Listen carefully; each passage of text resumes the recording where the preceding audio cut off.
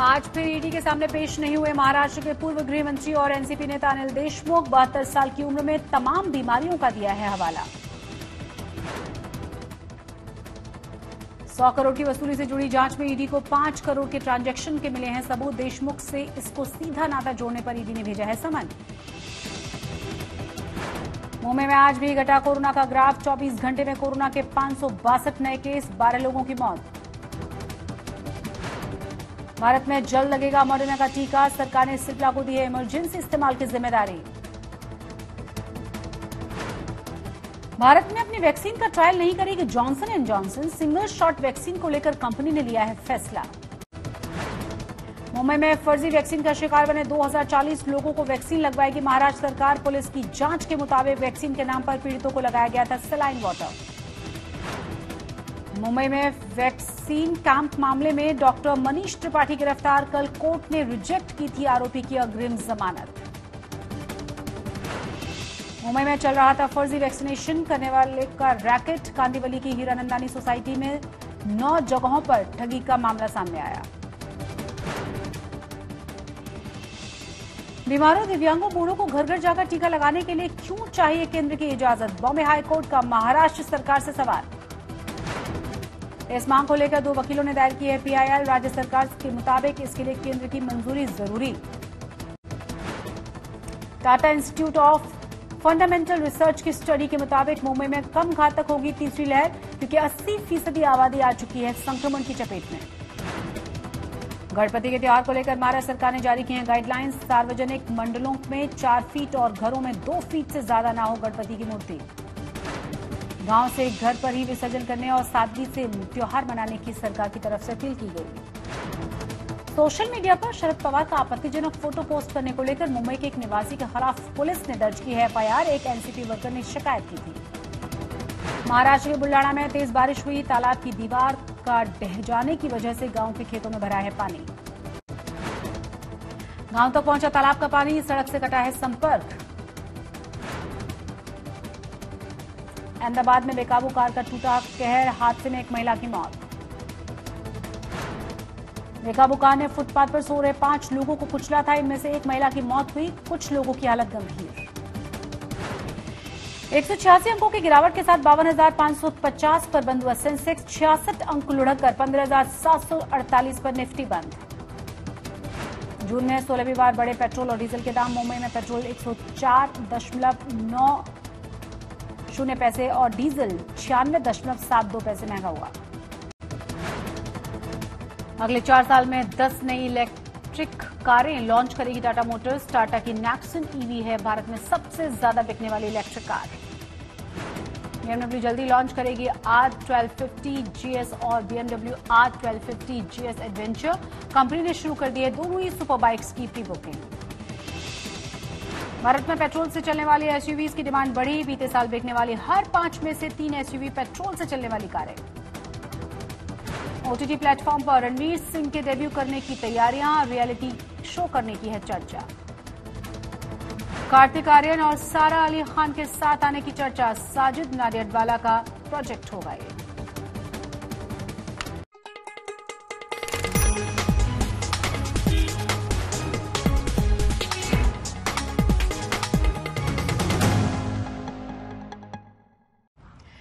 नमस्कार, आप देख रहे हैं आज तक और आपके साथ मैं हूं शशि तुषार शर्मा।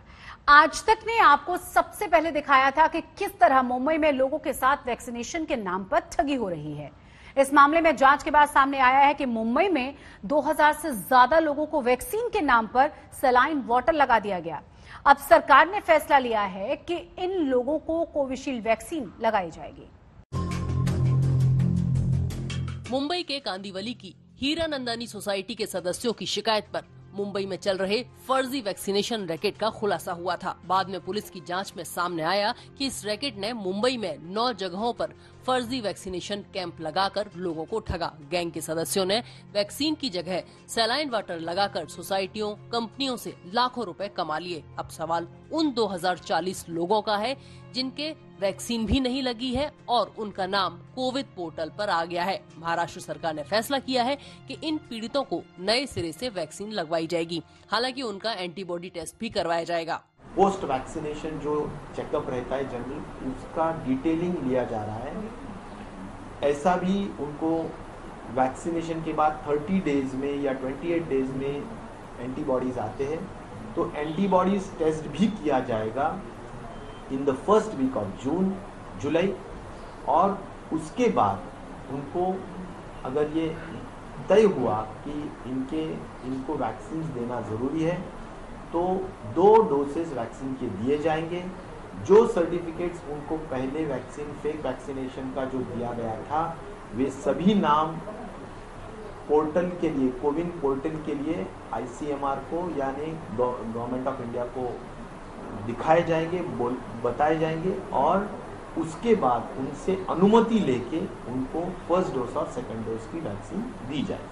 मुंबई पुलिस इस केस की जांच में लगी है और 10 आरोपियों को गिरफ्तार कर चुकी है। पुलिस के मुताबिक आरोपी दूसरे राज्यों से वैक्सीन की बोतल लेकर मुंबई आते थे और उसमें सलाइन वाटर भरकर लगा देते थे। इस केस के मुख्य आरोपी डॉक्टर मनीष त्रिपाठी ने भी आज सरेंडर कर दिया। आरोपी त्रिपाठी की अग्रिम जमानत की अर्जी खारिज हो गई थी। मनीष त्रिपाठी दांतों का डॉक्टर है। कोरोना को लेकर मुंबई से एक और खबर आई है जो राहत दे सकती है। Tata institute of fundamental research की टीम का कहना है कि मुंबई में कोरोना की तीसरी लहर कम घातक होगी, क्योंकि 80% आबादी पहले ही कोरोना के संपर्क में आ चुकी है।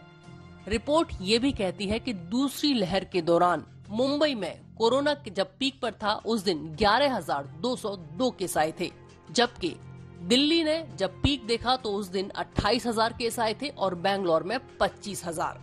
इसकी वजह यही है कि मुंबई में दूसरी लहर के दौरान भी पहले ही इतना संक्रमण फैल चुका था जो दिल्ली और बेंगलोर से ज्यादा था, इसलिए यहाँ केस कम आए। BMC के सीरो सर्वे में 50% से ज्यादा बच्चों में एंटीबॉडीज पाए जाने से थोड़ी राहत जरूर मिली है, लेकिन ये सर्वे 2170 बच्चों के ब्लड सैंपल्स पे ही किया गया है, इसीलिए इस सर्वे को फिलहाल इंडिकेटिव माना जा सकता है और इसीलिए BMC ने पेडियाट्रिक पेशेंट्स के लिए जो तैयारी रखी थी थर्ड वेव के लिए, वो अभी भी वो पूरी करेगी। कैमरा पर्सन मंगेश आमरे के साथ मुस्तफा शेख, मुंबई, आज तक। मनी लॉन्ड्रिंग मामले में महाराष्ट्र के पूर्व गृह मंत्री अनिल देशमुख आज ईडी के सामने फिर पेश नहीं हुए। इसके पीछे उन्होंने कोरोना और अपनी बढ़ी हुई उम्र को वजह बताया है। वसूली केस में ईडी देशमुख के पर्सनल सेक्रेटरी और पर्सनल असिस्टेंट को पहले ही गिरफ्तार कर चुकी है। 71 साल के अनिल देशमुख को मंगलवार को 11 बजे ईडी के दफ्तर में पेश होना था, मगर वो नहीं आए। इससे पहले शनिवार को भी देशमुख ईडी के बुलावे पर पूछताछ के लिए नहीं गए थे। अपने वकील के हाथों अनिल देशमुख ने ईडी को एक पत्र भेजा और उसमें लिखा, मेरे खिलाफ लगाए गए आरोप दुर्भावना से किए गए हैं। आज ईडी कार्यालय में उपस्थित रहने में मैं असमर्थ हूँ। मेरी उम्र करीब 72 साल है और कई तरह की बीमारियों से मैं ग्रसित हूँ। देशमुख की तरफ से आगे कहा गया कि मैंने अपनी जगह अधिकृत प्रतिनिधि को अपॉइंट किया है, जो सभी तरह के सवालों का जवाब देने के लिए मेरी ओर से समर्थ है। जरूरत हो तो मैं ऑडियो वीडियो कॉन्फ्रेंस के जरिए बयान दर्ज करवा सकता हूं। उनके वकील ईडी के दफ्तर पहुंचे और एक पत्र देकर उन्हें करीब 7 दिन का समय मांगा है, जो भी डॉक्यूमेंट्स ईडी ने मांगे हैं वो सबमिशन करने के लिए। इसके अलावा इंद्रपाल सिंह का ये भी कहना था कि वो पूरी तरीके से ईडी के साथ कोऑपरेट कर रहे हैं, बशर्ते उन्होंने जो डॉक्यूमेंट्स ईडी से मांगे हैं, जो लिस्ट ऑफ डॉक्यूमेंट्स मांगे हैं, जो ECIR की कॉपी मांगी है, वो ईडी उन्हें दे दे और वो कोऑपरेट करते रहेंगे। मैं निवेदन दिया है कि हमको डॉक्यूमेंट सबमिट करने के लिए 7 दिन का टाइम दिया जाए और हम ड्यू प्रोसेस है, ये तो एक ड्यू प्रोसेस है और हम due process of law follow कर रहे हैं और हम पूरा उनको कोऑपरेट कर रहे हैं और देशमुख साहब पूरा कोऑपरेट कर रहे हैं। कम्युनिकेशन उनके साथ में है। नहीं, अभी हमने तो 7 दिन मांगा है, let they have to decide, they are agency. Mumbai के पूर्व पुलिस कमिश्नर परमबीर सिंह ने मार्च में मुख्यमंत्री उद्धव ठाकरे को खत लिखकर आरोप लगाए थे कि देशमुख ने सचिन वाजे को हर महीने 100 करोड़ रुपए की उगाही का टारगेट दिया था। ये उगाही मुंबई के बार और रेस्टोरेंट से होनी थी। इसके बाद बॉम्बे हाईकोर्ट के निर्देश पर सीबीआई ने प्राथमिक जांच कर देशमुख के खिलाफ FIR लिखी। फिर ईडी ने मनी लॉन्ड्रिंग का केस दर्ज कर जांच शुरू कर दी। ईडी ने अपनी जांच में पाया कि सचिन वाजे ने बार मालिकों से 4 करोड़ 70 लाख रुपए की उगाही की थी। फिर ये पैसा हवाला के जरिए दिल्ली की 4 शेल कंपनियों से नागपुर के श्री साईं शिक्षण संस्था ट्रस्ट में भिजवाया गया। इस ट्रस्ट को अनिल देशमुख और उनका परिवार चलाता है। श्री साईं शिक्षण संस्था ट्रस्ट नागपुर में इंजीनियरिंग और मैनेजमेंट कॉलेज चलाता है। इसके डायरेक्टर अनिल देशमुख हैं। इसके सेक्रेटरी अनिल देशमुख के बेटे सलिल देशमुख हैं। अनिल देशमुख की बहू रिद्धि सलिल देशमुख ट्रस्ट की सदस्य हैं। अनिल देशमुख के दूसरे बेटे ऋषिकेश देशमुख इस ट्रस्ट के दूसरे सदस्य हैं। अनिल देशमुख की पत्नी आरती देशमुख भी ट्रस्ट की सदस्य हैं। अनिल देशमुख की एक और रिश्तेदार पूजा देशमुख भी इस ट्रस्ट की सदस्य है और अनिल देशमुख के पीए कुंदन शिंदे भी इस ट्रस्ट के सदस्य हैं, जबकि ट्रस्ट के सीईओ डॉक्टर राजेश वेंगांकर हैं। श्री साई शिक्षण संस्था नामक संस्था जो कि इंजीनियरिंग और मैनेजमेंट कॉलेज चलाती है नागपुर में, जिसे अनिल देशमुख का परिवार चलाता है, उसमें करीब 4 करोड़ 18 लाख रुपए बतौर डोनेशन दिल्ली के कुछ शेल कंपनी से आते हैं। जब इन शेल कंपनीज के ओनर्स को ईडी के अफसर कांटेक्ट करते हैं तो पता चलता है कि उन्हें नागपुर से कुछ लोगों ने कांटेक्ट किया था, जहां पर उन्हें कैश दी गई और कैश के बदले में ये डोनेशन एक कमीशन काटकर श्री साई शिक्षण संस्था में उन्होंने ट्रांसफर कर दी। इससे पूरा का पूरा हवाला, पूरा का पूरा मनी लॉन्ड्रिंग साबित हो गया अनिल देशमुख और उनके परिवारजन, उनके साथ काम करने वाले लोगों के खिलाफ, जिसके तहत कुंदन शिंदे और संजीव पालांडे को अरेस्ट कर लिया गया और अनिल देशमुख को भी स्टेटमेंट के लिए बुलाया गया है। ईडी अधिकारी देशमुख को जल्द ही तीसरी बार पेश होने के लिए सम्मन भेज सकते हैं। अगर देशमुख तीसरी बार भी पूछताछ के लिए ईडी के दफ्तर नहीं पहुंचते हैं तो ईडी के पास ये पावर है कि वो देशमुख को गिरफ्तार भी कर सकता है। मुंबई से दिव्येश सिंह और नागपुर से योगेश पांडे के साथ आज तक ब्यूरो। 21 जून को जब से भारत ने नए सिरे से टीकाकरण अभियान शुरू किया है, तब से 8 दिनों में 4 करोड़ 61 लाख से ज्यादा डोज लगी। भारत 33 करोड़ से ज्यादा वैक्सीन लगा चुका है, जो अमेरिका की कुल आबादी के लगभग बराबर है। अमेरिका आबादी के मामले में चीन और भारत के बाद दुनिया में तीसरे नंबर पर है। वैक्सीन अभियान में तेजी लाने के अलावा भारत के स्वास्थ्य मंत्रालय ने गर्भवती महिलाओं को भी टीका लगाने को मंजूरी दे दी है। यानी अब से गर्भवती महिलाएं कोरोना के खतरे से सुरक्षा कवच पा सकेंगी।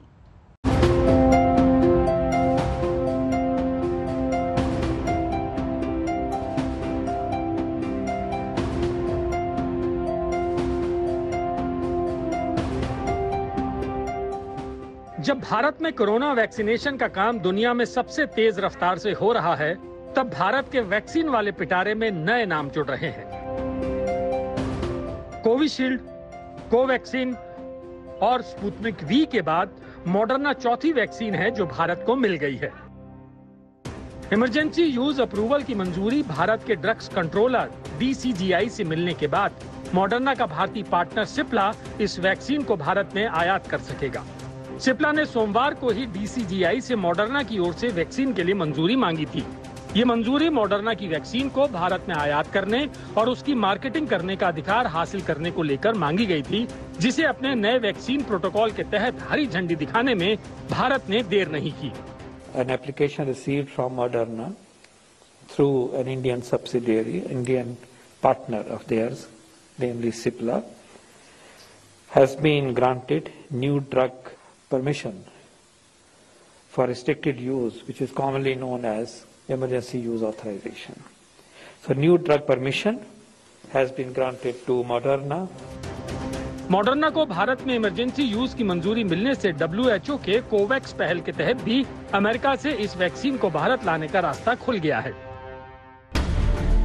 27 जून को मॉडर्ना ने DCGI को चिट्ठी लिखकर बताया था कि अमेरिकी सरकार कोवैक्स पहल के तहत मॉडर्ना की वैक्सीन डोज भारत भेजने को तैयार है। WHO के कोवैक्स पहल के तहत the global alliance for vaccine and immunisation यानी गावी ने मॉडर्ना की 46 करोड़ 60 लाख डोज को 2022 तक खरीदने का करार किया है। कोवैक्स पहल के तहत यूनिसेफ ने भी मॉडर्ना से वैक्सीन सप्लाई का करार किया है। मॉडर्ना की वैक्सीन को भारत में लाने का रास्ता ऐसे दिन साफ हुआ है जिस दिन ये लैब रिपोर्ट आई कि मॉडर्ना कोरोना के डेल्टा वेरिएंट के खिलाफ कारगर है। डेल्टा वेरिएंट की पहचान भारत में हुई और ये कोरोना की दूसरी लहर के लिए जिम्मेदार था। इससे पहले अमेरिका में बड़े पैमाने पर हुए ट्रायल में मॉडर्ना की प्रभावशीलता 94.1% पाई गई थी। मॉडर्ना को अमेरिका के अलावा यूके, यूरोपियन यूनियन के देशों और कनाडा में मंजूरी मिली है। सिंगापुर, जापान, इजराइल, फिलिस्तीन, कतर, दक्षिण कोरिया और ताइवान में भी मॉडर्ना की वैक्सीन लग रही है। इस बीच जॉनसन एंड जॉनसन ने भी कहा है कि वो अपनी वैक्सीन मंजूरी को लेकर भारत सरकार के संपर्क में है। सरकार ने भी जल्द ही और वैक्सीन को मंजूरी देने का संकेत दिया है। Our efforts to invite and to have other internationally developed vaccines, specifically Pfizer and J&J, also continue. Those processes are on. And also, we are looking forward to increase production and availability of our own vaccines that are being manufactured already in our country. Bharat का लक्ष्य इस साल के अंत तक सभी वयस्कों को कोरोना टीका लगाने का है। दुनिया में लग रही वैक्सीन को भारत में मंजूरी इसके लिए जरूरी है। आज तक ब्यूरो। और अब बात करेंगे महाराष्ट्र के बुल्ढाणा की। बुल्ढाणा में कल मानो मूसलाधार आफत आ गई थी। चंद घंटे वहां इतनी तेज बारिश हुई कि जिले के 2 गांव पानी पानी हो गए। भारी बारिश से नदी पर बना हुआ पुल टूट गया। पानी लोगों के बेडरूम तक पहुंच गया।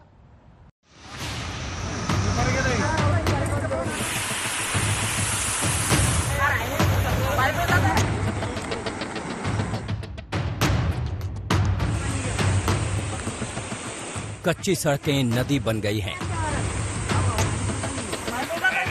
नदी पर बना पुल बह चुका है। गांव में पानी का त्राहिमाम है। ये तस्वीर महाराष्ट्र के बुल्ढाना जिले के चिखली तहसील की है। अंबाशी और आमखेड़ में कल इतनी मूसलाधार बारिश हुई कि गांव वाले त्राहिमाम कर उठे। बुल्ढाना में पानी से आई तबाही की तस्वीर हम एक एक कर आपको दिखाते हैं। तस्वीर नंबर 1, मूसलाधार बारिश से बह गया पुल। तस्वीर देखिए, ये सिंधखेड़ राजा तहसील के सौडत से गजरखेड़ को जोड़ने वाला रास्ता है। इतनी बारिश हुई कि पुल का एक हिस्सा पानी में बह गया। पुल टूटा तो इधर वाले उधर रह गए और उधर वाले इधर। बीच में बारिश के पानी से उफनती हुई बह रही है नदी। मार्ग पर यातायात ठप है। तस्वीर नंबर 2, मूसलाधार बारिश से गांव में बाढ़। ये तस्वीर देखिए, कच्चे रास्ते पर पानी इस तरह बह रहा है मानो ये कोई वाटरवे हो। इस तस्वीर को देखकर कोई कह नहीं पाएगा कि ये नदी नहीं बल्कि आम रास्ता है। पानी में बिल्कुल नदियों जैसी उफान। मटमैला पानी पूरी तरह गांव को अपनी आगोश में लेते हुए। तस्वीर नंबर 3, भारी बारिश से बेडरूम में पानी। भारी बारिश की वजह से रही सही कसर आमखेड़ गांव के पास जिला परिषद द्वारा बनाई गई पाझर तालाब की दीवार टूटने से पूरी हो गई। तालाब की दीवार ढह जाने से पानी पड़ोस के अंबाशी गांव के खेतों और घरों में घुस गया। अंबाशी गांव में बाढ़ का ही मंजर है। किसानों ने कुछ समय पहले जो फसल बोई थी, बारिश के पानी ने उसे पूरी तरह निगल लिया। अब 4 तस्वीरों में बुल्ढाना का हाल देखिए। फिलहाल मॉनसून की ये एक तरह से शुरुआत है। अगर अभी ऐसे हालात हैं तो जुलाई में क्या होगा सोचकर ही डर लगता है। जाका खान, बुल्ढाना, आज तक।